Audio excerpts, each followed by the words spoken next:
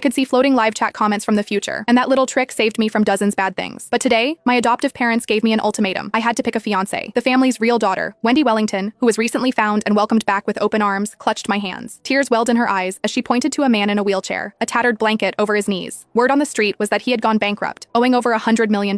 My health is too fragile for a hard life, Wendy sniffled while trying to hide her smirk. What would people say if the real heiress was seen riding a public bus? You're so much stronger than me. Do this one for the sake of the family. She glanced over at a guy leaning against a blood-red Ferrari nearby. I'll handle the billionaire's son, she added quickly. You shouldn't be blinded by money to make a mistake. I looked at Harry in the wheelchair. Floating right above his head was a wall of glowing comments. LOL. She's dumping the city's richest hidden billionaire for a guy who's going to prison next week? He's only playing broke and disabled to catch his rivals off guard. Once he clears his name next month, his net worth is going to skyrocket. I squeezed my sister's hands tight, and a sweet smile spread across my face. Since you've put so much thought into my future, I would hate to disappoint you, I said. I'll take the guy in the wheelchair. My adoptive mother, Sarah Wellington, slammed the agreement onto the table in front of me. Sign it, Clara. After today, you don't get a single dime from this family. I picked up the waiver of family trust fund rights and flipped through the pages. Wendy leaned against Victor Jackson, her new fiancé, giggling into her hand. Don't feel too bad, Clara, she purred. Marrying Harry is a generosity. A bankrupt cripple and an adopted orphan, people will say it's a match made in heaven. My adoptive father, Killian Wellington, tapped his knuckles on the heavy mahogany desk. We raised you for 20 years. It is fair not to ask for anything in return. I flipped to the final page and hovered my pen over the signature line. Once I sign this, any future favors you ask from me will be treated as loans, not debts of gratitude. Sarah's face instantly darkened. You haven't even left this house and you're already saying all these. I pressed the pen to the paper and signed my name. A string of bright comments floated across the pages. Sign it. That paper won't even be worth using as toilet paper in a month. She's walking away from a few million to claim a multi-billion-dollar empire. I pushed the agreement back across the desk. Keep it safe. Don't come crawling to me when your pockets are empty. I do not owe you a dime. The smile froze on Wendy's face. Harry brought me to a rundown, leaking apartment on the edge of town. The door lock stuck 3 times before it finally clicked open. In the corner, a plastic bucket caught drips of water from the ceiling. He wheeled himself over to the small table and set down 2 plates of instant noodles. This is all I have. I sat down and took the spoon. Hope it's delicious? He paused, staring at me for a split second before sliding a small shaker over. Are you not going to whine and complain about this? Back at my family house, I said, while taking a mouthful. I only got cold leftovers after washing the dishes. I quickly finished the noodles and picked up the plate. Harry stared at me. Did you really eat that all? 2 plates for $1. Nothing gets wasted. I picked the plate up and picked every noodles left, putting them in my mouth. His fingers tapped twice against his armrest. Clara, you don't need to put on an act to prove you're poor. I set the empty plate down. And you don't need to play the tough guy. I know your leg hurts. His brows furrowed instantly. Who told you that? A floating comment hovered right near his knee. His old injury is flaring up. The pain relief balm is on the 3rd shelf of the cardboard box in the corner. I walked over, dug through the box, and pulled out the bottle of balm. Harry reached out to block me. Don't bother. If you pass out from the pain, who's going to sign our marriage certificate tomorrow? He hesitated, then slowly dropped his hand. I rolled up his pant leg and hurled the balm into my palm. A deep, faint scar stretched across his leg. As I rubbed the balm on it, his muscles clenched hard like rock. Tell me if it hurts. You seem pretty experienced at this, he muttered, his voice tight. My